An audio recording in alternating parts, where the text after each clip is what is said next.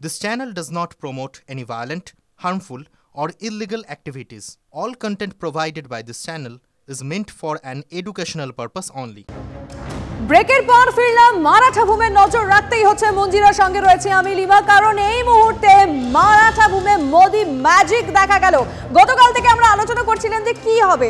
আচ্ছা, এই যে দল ভাগাভাগি হলো, এই কাটাকাটি খেলা হলো, এত অঙ্ক হলো, তাহলে কি সেগুলো কোনো ফ্যাক্টরি হলো না? শিন্ডে ফাড়নবিস জুটিতে অভূতপূর্ব ফল মহারাষ্ট্রের রাজনীতির ফলে ট্রেন্ড বদলে দিল মহাজুতি।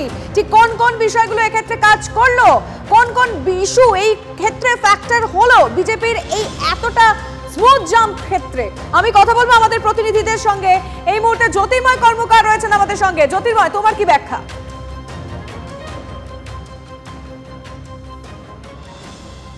দেখো, 2024-এর লোকসভা নির্বাচনের আগে বিজেপির যেটা সবথেকে বড় মাথা ব্যথার কারণ ছিল, অবশ্যই বিভিন্ন আঞ্চলিক দলগুলিকে কংগ্রেস পাশে নিয়ে তারা একটা জোট গঠনের চেষ্টা করছিল, ইন্ডিয়া জোট গঠন হয়েছিল। কিন্তু মহারাষ্ট্রের মাটিতে সেই আঞ্চলিক ঐক্য যেভাবে প্রতিফলিত হয়েছিল, বিহারের মাটিতে সেই আঞ্চলিক ঐক্য যেভাবে সুসংবদ্ধ হয়েছিল, সেটাই সবথেকে বড় চ্যালেঞ্জ ছিল। এবং সেই কারণেই বিহার এবং মহারাষ্ট্রকে পাখির চোখ করে বিজেপি প্রথম থেকে এগিয়েছে। বিহারের মাটিতে নীতিশ কুমারকে এনে তারা খেলা ঘুরিয়ে দিয়েছিল।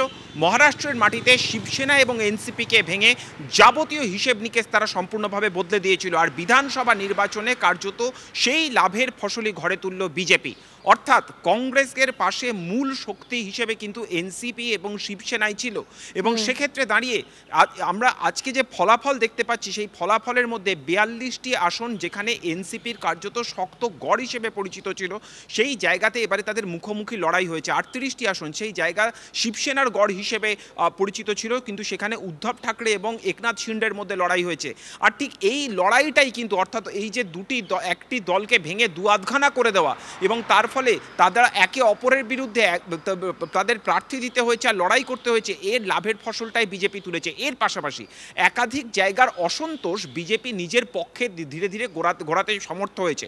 প্রথমত, মহিলাদের ভোট লোকসভা নির্বাচনে বেশ কিছুটা কমে গিয়েছিল, কিন্তু মাঝি লড়কি বহিনা যোজনা, অর্থাৎ যেখানে প্রায় 1,500 টাকা করে মহিলাদের দেওয়া হবে বলে ঘোষণা করা হয়েছিল, সেই লাভের অঙ্ক এই মুহূর্তে বিজেপি পেয়েছে। দ্বিতীয়ত, যেটা গুরুত্বপূর্ণ বিষয়, মারাঠাওয়ারা, সেখানে মারাঠা সংরক্ষণের জন্য যেভাবে দাবি উঠেছিল এবং তাদের পাশে এনসিপি, শিবসেনা, কংগ্রেস দাঁড়িয়েছে, ঠিক তার উল্টো দিকে ওবিসি ভোট ক্রমশ ধীরে ধীরে সুসংবদ্ধ হয়েছে বিজেপির পক্ষে। আরেকটি গুরুত্বপূর্ণ বিষয়, তা হচ্ছে কৃষক অসন্তোষ। মহারাষ্ট্রের বুকে কৃষক অসন্তোষ গত 5-6 বছর ধরে গুরুত্বপূর্ণ ইস্যু। বামপন্থীরা তারা একেবারে মাঠে ময়দানে কাজ করেছে।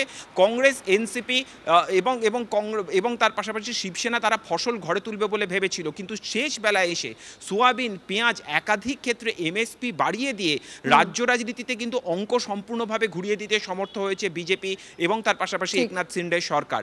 একেবারে জ্যোতির্ময়, তুমি সঙ্গে থাকো, রাজার সঙ্গে তো কথা বলতে হয়। মঞ্জিরা, একদমই রাজার সঙ্গে একটু কথা বলি।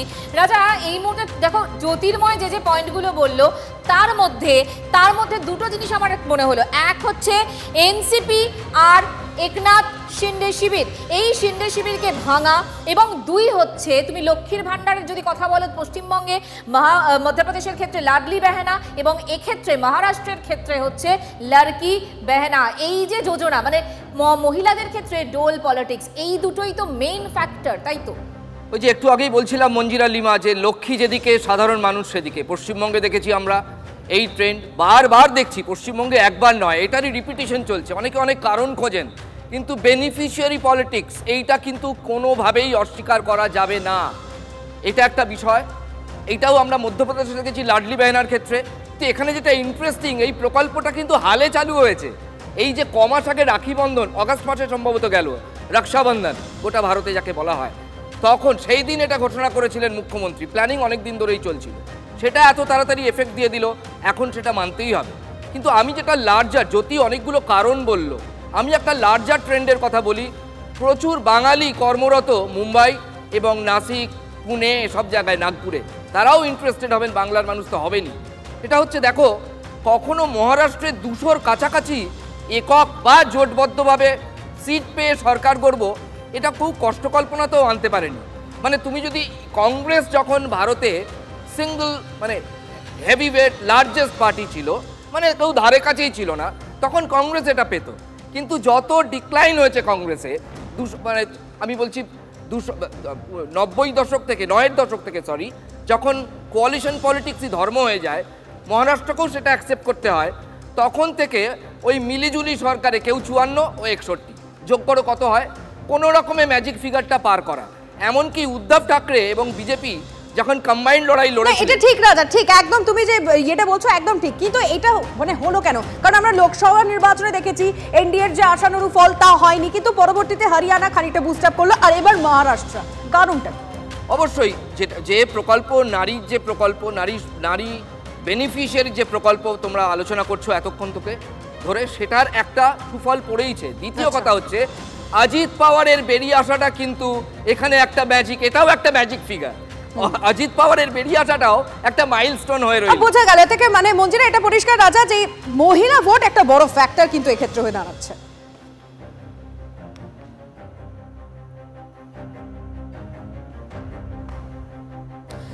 এর পাশাপাশি ঝাড়খণ্ডের দিকেও আমরা নজর রাখি লিমা। ঝাড়খণ্ডে ম্যাজিক ফিগার পেরিয়ে গেল ইন্ডিয়া জোট, এবং ঝাড়খণ্ডে আমরা বলতে পারি কিন্তু এক পেশে ভোট নয়, অন্তত পক্ষে লড়াইটা আমরা দেখতে পেলাম। ঝাড়খণ্ডে গড় রক্ষার পথে হেমন্ত সোরেন।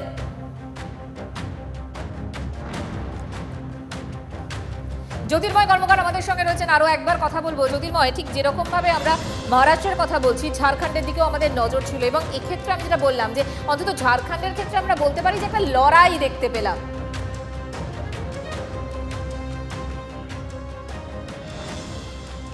দেখো, অবশ্যই হেমন্ত সোরেনের পক্ষে কিছুটা সিম্প্যাথি ভোট কাজ করেছে, যেটা আমরা লোকসভা নির্বাচনের ক্ষেত্রেও আমরা কিছুটা দেখেছিলাম একাধিক জায়গাতে। অর্থাৎ 2024-এর লোকসভা নির্বাচনের আগে একাধিক বিরোধী নেতা গ্রেপ্তার হয়েছেন, এবং পরবর্তী ক্ষেত্রে তারা চেষ্টা করেছেন, অর্থাৎ যখন তারা বাইরে এসছেন তাদের এই গ্রেপ্তার হওয়াটাকে পলিটিক্যাল ভেন্ডেটা হিসেবে তারা ভোটারদের মনে এস্টাবলিশ করতে সমর্থ হয়েছেন।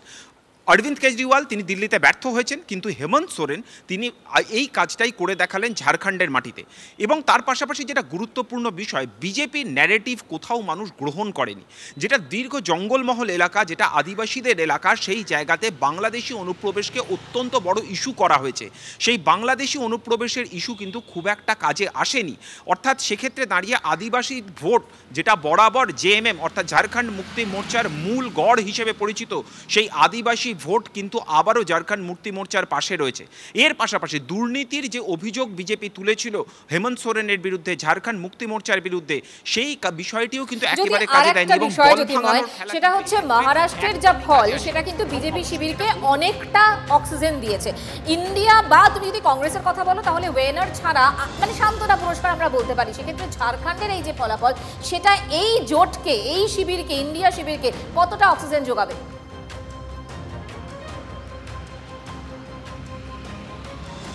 দেখো, অবশ্যই যে কথা আমি বলছিলাম, যে এই যে বিরোধী শিবিরের সব থেকে যেটা প্রাণভোমরা তা হচ্ছে ঐক্য, আর এই ঐক্যের জায়গাটাকেই বারবার ধরে বিজেপি ধাক্কা দেওয়ার চেষ্টা করে। মহারাষ্ট্রের মাটিতে এনসিপি এবং শিবসেনাকে ভেঙে দিয়ে সেই ঐক্যের জায়গাটাতেই যে ফাটল রয়েছে, দলের অভ্যন্তরীণ আন্ডারস্ট্যান্ডিংয়ে যে অভাব রয়েছে, সেটাই বিজেপি দেশের সামনে এস্টাবলিশ করতে চেয়েছিল। ঝাড়খণ্ডের মাটিতে আমরা দেখেছি যে সেখানে শুধুমাত্র ঝাড়খণ্ড মুক্তি মোর্চা নয়, সেখানে কংগ্রেসকে আসন ছাড়া হয়েছে, সেখানে আরজেডিকে আসন ছাড়া হয়েছে, সেখানে সিপিআই এমএলকে অর্থাৎ বামপন্থীদের আসন ছাড়া হয়েছে। এবং এই চারটে দলের যোগ্য সঙ্গতেই কিন্তু আজকে হেমন্ত সোরেন তিনি মুখ্যমন্ত্রী হচ্ছেন। ফলত এই জায়গাটা অত্যন্ত গুরুত্বপূর্ণ একটা দিক ইন্ডিয়া জোটের জন্য। আরেকটি দিকে ইন্ডিয়া জোটে তুমি যে অক্সিজেনের কথা বলছো, সেই অক্সিজেনের জন্য আরেকটা দিকে আমাদের নজর রাখতে হবে, সেটা হচ্ছে উত্তরপ্রদেশের বাই ইলেকশন। উত্তরপ্রদেশের বাই ইলেকশনে এই মুহূর্তে যেটা আমরা দেখছি, যে সংখ্যার হিসেবে কিন্তু কাঁটায় কাঁটায় টক্কর হচ্ছে। সমাজবাদী পার্টি তারা যদি কিছুটা বেশি আসন, যদি অর্থাৎ 5টির কাছাকাছি আসন যদি তারা দখল করে নিতে পারে, একেবারে জ্যোতির্ময়, আমরা দর্শকদের বরং একটু আপডেটটাও দিয়ে রেখে, তুমি যেহেতু উত্তরপ্রদেশের কথা বললে, কারণ উত্তরপ্রদেশে বিধানসভা নির্বাচনে এগিয়ে রয়েছে এনডিএ। 9টি বিধানসভা আসনের মধ্যে 6টিতে এগিয়ে রয়েছে বিজেপি জোট, আর 3টি আসনে এগিয়ে রয়েছে সমাজবাদী পার্টি। আরো একবার বলে রাখছি, 6টি বিধানসভা আসনের মধ্যে যে 9টি বিধানসভা রয়েছে, তার মধ্যে 6টিতে বিজেপি এগিয়ে রয়েছে, আর 3টিতে সমাজবাদী পার্টি।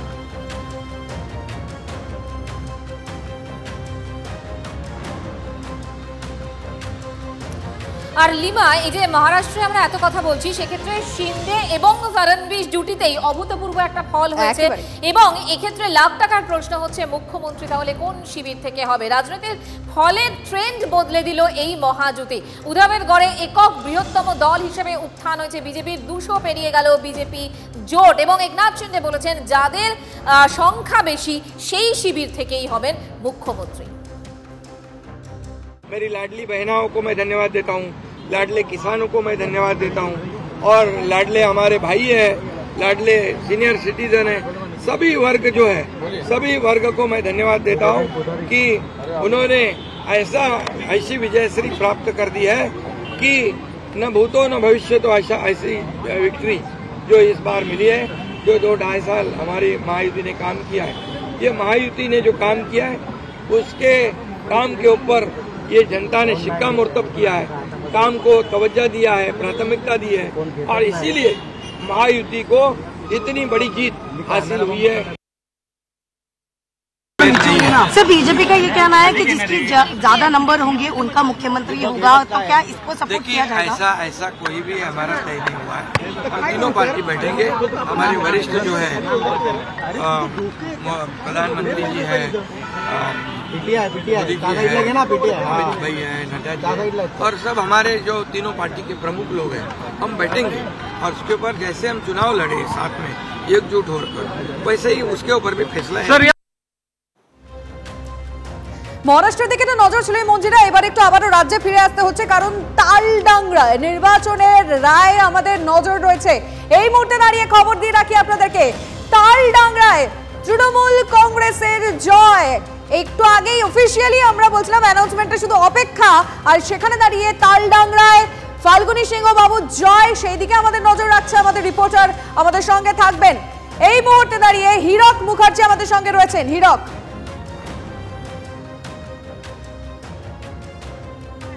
হ্যালো। হ্যাঁ হীরক, শোনা যাচ্ছে? হ্যাঁ শোনা যাচ্ছে। তালডাংরার যে নির্বাচন, উপনির্বাচনে তালডাংরায় তৃণমূল কংগ্রেসের জয়, কত ব্যবধানে এখনো পর্যন্ত, লাস্ট কি আপডেট?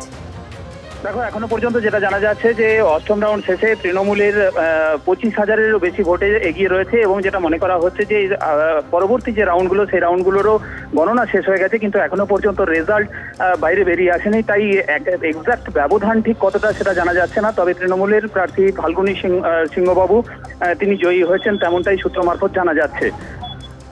নজর থাকবে, ধন্যবাদ হীরক।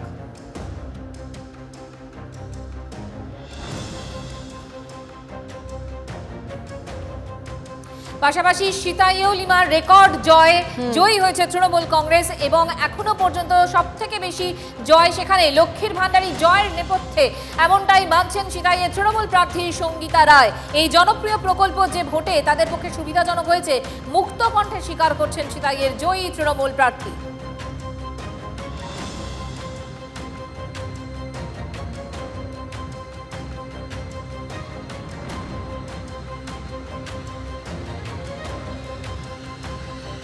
আমার যে আজকে বিপুল জয়, সেই জয়টা হচ্ছে আজকে আমার প্রতিটা অঞ্চলের মা বোনের, প্রতিটা অঞ্চলের বুথের যারা মেশিনারি আছে প্রত্যেকের কাছে আমি কৃতজ্ঞ।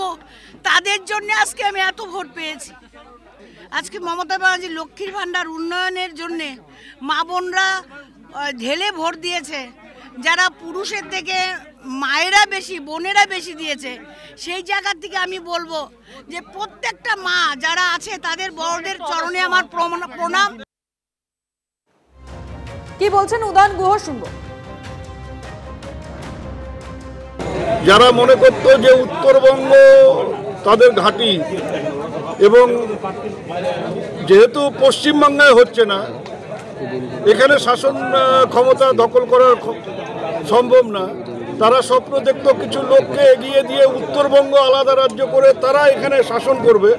এবার সেই স্বপ্নটাও ভঙ্গ হলো, অর্থাৎ শুধু সিতাই তো ব্যাপার ছিল না, মাদারিহাটও হাতছাড়া হলো। সুকান্ত মজুমদার কি বলেছেন, শুনবো। বাই ইলেকশনে এরকমই হয়, যা ধরুন আমি উদাহরণস্বরূপ বলছি, কালিয়াগঞ্জ বাই ইলেকশন আমরা গতবার হেরে গেছিলাম। গতবার যখন বাই ইলেকশন হয়েছিল, লোকসভা জেতার পর কালিয়াগঞ্জ বাই ইলেকশন, 19-এর লোকসভা জেতার পর কালিয়াগঞ্জ বাই ইলেকশন আমরা হেরে গেছিলাম। 21-এর বাইরে কালিয়াগঞ্জ আমরা জিতেছি, বিপুল ভোটে জিতেছি, ক্যান্ডিডেট নিয়ে ডিসেন্ট থাকার পরেও জিতেছি। আবার 24-এ আমরা লোকসভাতে জিতলাম, আবার 26-এ বিধানসভাতে জিতবো।